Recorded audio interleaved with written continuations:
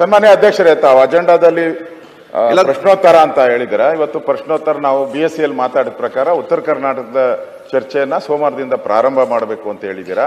ಅದಕ್ಕೆ ನೀವು ಮೊದಲು ಉತ್ತರ ಕರ್ನಾಟಕದ ಚರ್ಚೆಗೆ ಅವಕಾಶ ಕೊಡಿ, ಕ್ವಶನ್ ಅವರ್ನ ಆಮೇಲೆ ತಗೊಳ್ಳಿ. ಆಮೇಲೆ ಪ್ರಮುಖವಾಗಿ ನಮ್ಮ ಇವರು ಪ್ರಿಯಾಂಕಾ ಖರ್ಗೆ ಅವರು ಮೊನ್ನೆ ಸದನದಲ್ಲಿ ವಿಜಯೇಂದ್ರ ಅವ್ರ ಮೇಲೆ 150 ಕೋಟಿ ಆಪಾದನೆ ಮಾಡಿದ್ದಾರೆ. ಆ ತರ ಮಾಡಬೇಕಾದ್ರೆ ಅವ್ರು ಮೊದಲೇ ನೋಟಿಸ್ ಕೊಡ್ಬೇಕು ನಿಮ್ಗೆ.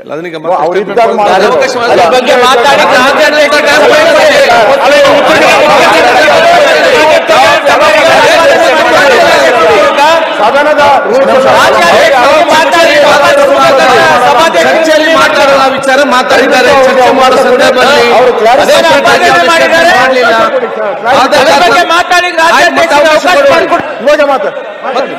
ಮತ್ತೆ ಕೊಡ್ತೇನೆ, ಮಧ್ಯಾಹ್ನ ಕೊಡ್ತೇನೆ. ಉತ್ತರ ಕರ್ನಾಟಕ ಚರ್ಚೆ ಅವಕಾಶ ಮಾನ್ಯ ಮುಖ್ಯಮಂತ್ರಿಗೆ ಪ್ರಿಯಾಂಕಾ ಖರ್ಗೆ ಅವರಿಗೆ ಬಹಳ ಸಂತೋಷ ಇದೆ. ವಿರೋಧ ಪಕ್ಷದ ನಾಯಕರಿಗೆ ಗಮನ ಹೇಳ್ತೀನಿ. ನಾನು ಅಲೇಜ್ ಮಾಡಿದ್ದೀನಿ ಅಂತ ಹೇಳಿದ್ರು, ನಾನು ಅಲೇಜ್ ಮಾಡಿಲ್ಲ. ಪತ್ರಿಕೆನಲ್ಲಿ ಏನ್ ಬಂದಿತ್ತು ಅದನ್ನೇ ಉಲ್ಲೇಖಿಸಿ ಹೇಳಿರೋದು.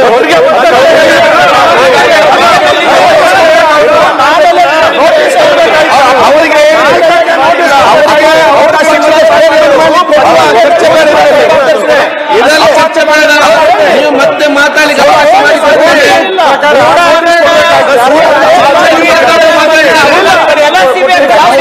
ಚರ್ಚೆಯಲ್ಲಿ ಮಾತಾಡಿದ್ದಾರೆ.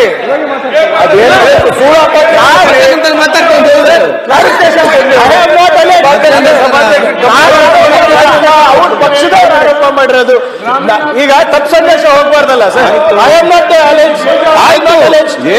ಅವರು ರೂಲ್ ಪ್ರಕಾರ ಏನ್ ಹೇಳಿದ್ರು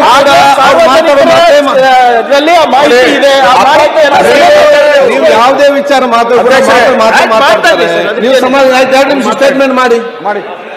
ಉತ್ತರ ಕನ್ನಡ ಬಗ್ಗೆ ಚರ್ಚೆ ಇದೆ. ಈಗ ಮೊನ್ನೆ ಅವರು ಈ ವಕ್ಫ್ ಸಂಬಂಧಪಟ್ಟಾಗೆ ಚರ್ಚೆ ಮಾಡುವಾಗ ಚರ್ಚೆ ಸಂದರ್ಭದಲ್ಲಿ ಮಾತಾಡಿದ್ದಾರೆ. ನಿಮ್ಮ ಕ್ಲಾರಿಫಿಕೇಶನ್ ಟೈಮ್ ಕೊಡ್ತೇನೆ ಅಂತ ಹೇಳಿದ್ದೇನೆ. ಅದಕ್ಕೆ ಈಗ ನೀವು ಮಧ್ಯಾಹ್ನ ನಂತರ ಕೇಳಿ ಆಯ್ತು, ಈಗ ಬೇಕಾಗಿ ಕೊಡುವ, ಮತ್ತು ಆದಷ್ಟು ಅದು ಚರ್ಚೆ ಅಂತ ತಗೊಂಡು ಹೋಗೋದು ಬೇಡ.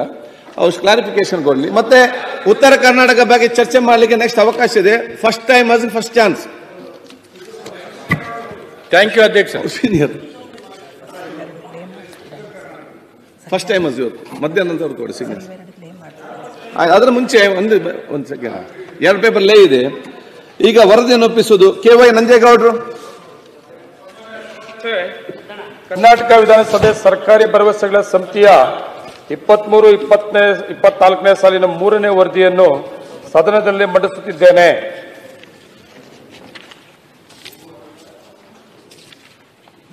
ಮಾನ್ಯ ಈಗ ಮಿಥ್ಯ ಕಾರ್ಯಕಲಾಪಗಳು.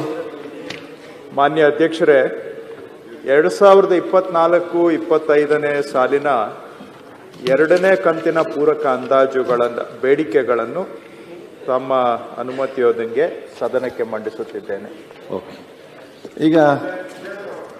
ಈಗ ನಮ್ಮ ಏನದು ಅಭಿಜಯ್ ಕ್ಲಾರಿಫಿಕೇಶನ್ ಇಲ್ಲ, ಅವರು ಉತ್ತರ ಕರ್ನಾಟಕ ಚರ್ಚೆಗೆ ಕ್ಲಾರಿಫಿಕೇಶನ್ ಉತ್ತರ ಕನ್ನಡ ಚರ್ಚೆ ಇಲ್ಲ ಕೊಡ್ತೇನೆ.